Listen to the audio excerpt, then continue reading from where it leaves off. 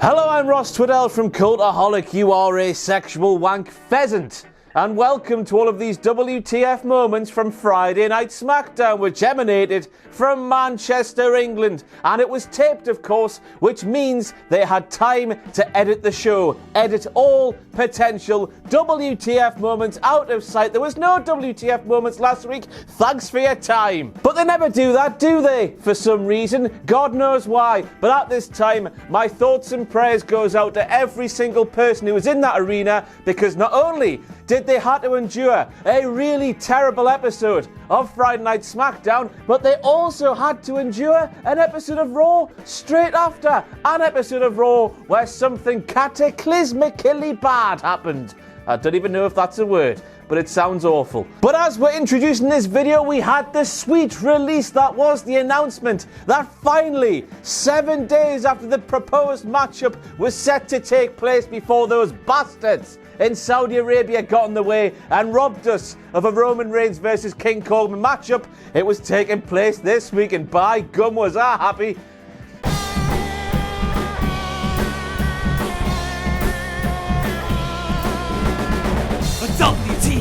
WTF! So basically, Saudi Arabia, you can try and rob us, but you'll never win. But we kick off these WTF moments from Friday Night SmackDown with the realization that WWE themselves don't even know when Survivor Series is taking place. A week from Sunday, that Tron says there, that Sunday it's referencing right there, was the Sunday that was yesterday, which means according to that thing there, Survivor Series is taking place this Sunday, which it's not. Or is it? And they just don't want to tell us. Welcome to Becky Lynch Chester.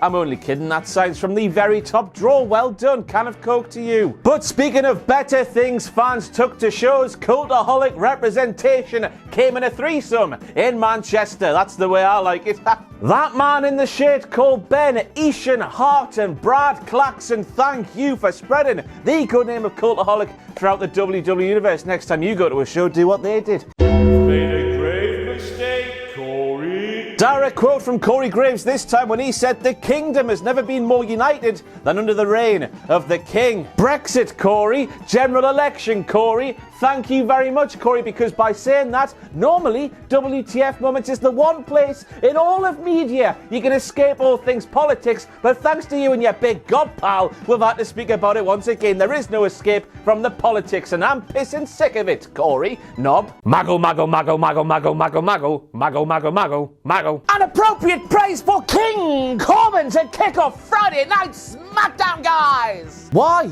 We all know who the real king is. It's King Kev. It's King Kevin Keegan, and he's from Scarborough / his adopted home of Newcastle upon Tyne. But still, Maggle, to make this a bona fide WTF moment with all of the integrity of the rest of the WTF moments that are full of integrity. I know we've got the Royals, but we haven't had a king in bear time, Maggle. There's no shifting Big Liz from that seat. Is she stuck? Back to Maggle we go once again, and this time he says, after a hiccup last week, we are back! And isn't that cool, guys? Oh. First of all, SmackDown, why in the blue hell is Pat McAfee not a full-time announcer on SmackDown after stealing the pissing show last week? And secondly, a hiccup?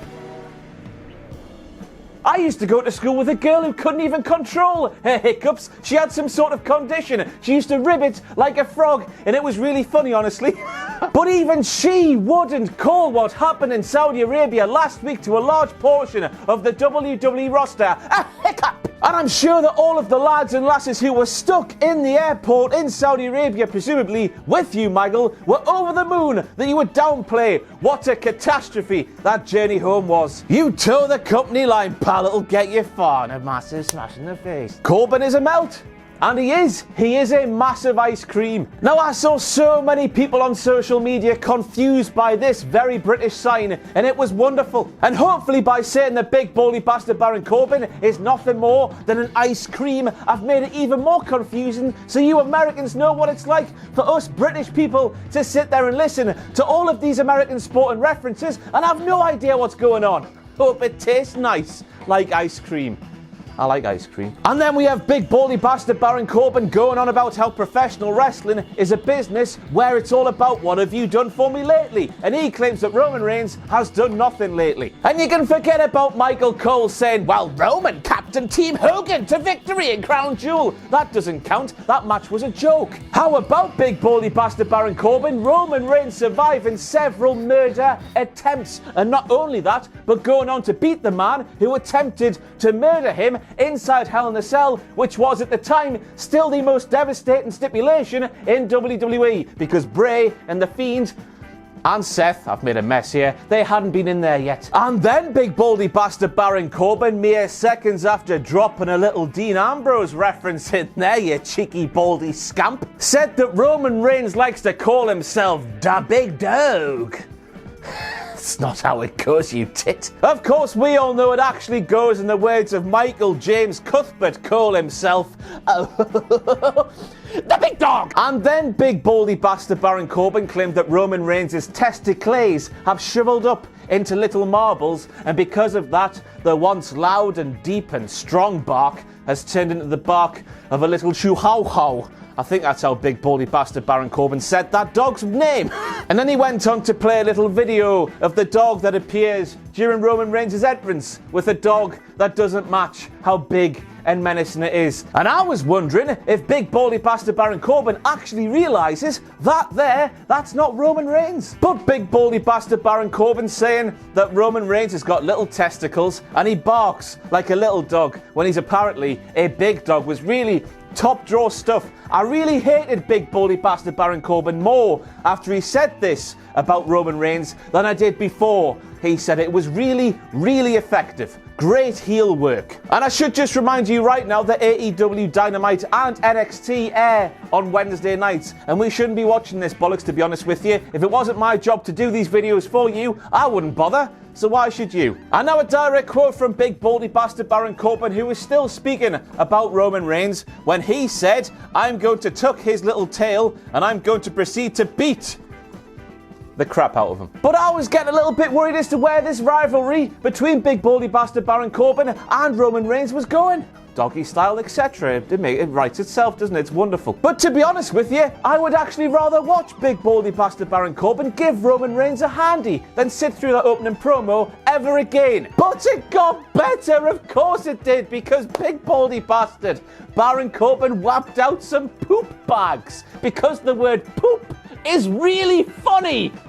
Poop. He was stood there in the ring with poop. I can barely contain my laughter. Poop is such a funny word. But he was stood there with poop bags because big baldy bastard Baron Corbin said he was going to beat the crap out of Roman Reigns. Then afterwards, the fans could come in the ring and scrape up the poop and put it in the poop bags and take it home as a souvenir. So first of all, you just know, Baron Corbin, that some weirdo watched you say that and thought, oh, that's a good idea. I've got a fetish for the poop. I'll take the poop of Roman Reigns, enjoy it for a bit, then put it on eBay so another weirdo can buy that poop from me. And second of all, as I was watching big baldy bastard Baron Corbin literally die on his feet like Arthur Fleck in a comedy club, this was really making me think, for the first time ever, I should really get myself a new job. Who was this aimed towards? What was this supposed to do for Corbin?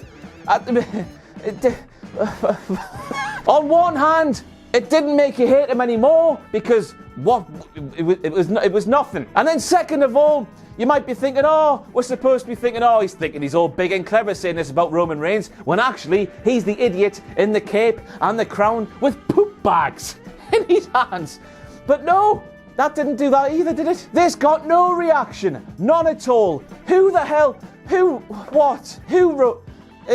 But at the end of the day, we should have seen this coming after Jon Moxley's revelations about Vince McMahon and that pooper, scooper. Really funny.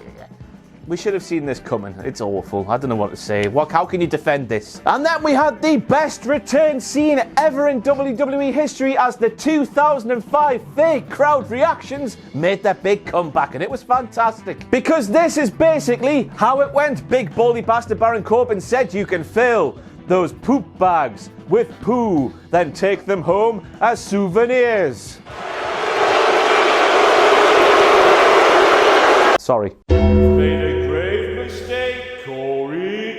quote from Corey Graves this time when he said, "Psychological warfare has begun from the king." Has it now, Corey? You go and tell Goldust that. Go and tell Mankind that. Go and tell Diamond Dallas Page that. Even though DDP's with The Undertaker didn't make too much sense. I don't know what Corbin did there apart from quite literally die where he stood. I feel really sorry for that bastard. He should be given better shit. Better poo to read. Now I've asked around the office, but where the hell is that? Because that cannot be Manchester. I've been to the Etihad Stadium. It doesn't look like that. I've been to Old Trafford. It doesn't look like that. Where is it? Please let me know. Made a grave mistake, Corey. Direct quote from Corey Graves this time when he said Dawson and Wilder are motivated to prove undisputedly they are the best in the world. Well, they can't. They don't have that thing, do they, Corey? What? I don't make the rules. So next up we have a rather subtle moment that might bleed into something bigger down the line. Hack theory, it will. And this is where it all kicked off. Sasha Banks put her little mittens on Bayley's women's title and Bayley's face turned into a face that looked like a slapped arse. That's a British thing. Dissension already shown between these two best friends. Shocking. And I'm sorry for coming off flipping towards it all, but I was genuinely dejected after watching this week's SmackDown. I want to enjoy the wrestling I pull apart and nitpick, but this wasn't enjoyable in the slightest. Tell me something you enjoyed about Friday Night SmackDown, because I'm waiting. And next up we have that graphic there claiming that Shinsuke Nakamura was the first Asian-born winner of the Intercontinental Championship, and I was left thinking, what about China? So next up we have Heavy Machinery coming out and being attacked by Imperium. The SmackDown locker room came back, Imperium were sent packing, they were chased away from the ring, we then went away to a commercial and some other things. We came back and Shinsuke Nakamura and Cesaro were making their entrance with Heavy Machinery nowhere to be seen. Now obviously I thought Nakamura and Big Dick Tony must have been making their way to the ring to face Otis and Tucker, considering Otis and Tucker were making their entrance when Imperium attacked. But it would appear that Heavy Machinery merely made their entrance to have an attack done to them which they didn't know was coming to them. What were they out there for? And next up we have Michael Cole saying the Manchester Arena are stunned at what they've just seen. So young Owen in our office out there, he went to this double-headed taping himself. He was there in the arena live. And look at his trustworthy face, by the way, before I say what I'm going to say. What a trustworthy face that young man has. Owen and his trustworthy face told me that the most newsworthy thing of the night, the Fiend attacking Daniel Bryan and setting up the brand new Universal title feud, was not shown to the fans inside the arena. The fans inside the arena saw everything else that happened with Sami and Bryan building up to this moment, but the Fiend attacking Bryan was not shown to the fans inside the arena, and that makes no bloody sense, does it? So of course that means the crowd reactions heard during that Fiend attack on Daniel Bryan were fake. And I just find that absolutely mental. We need to know why that wasn't shown to the fans inside the arena. I'd feel gypped.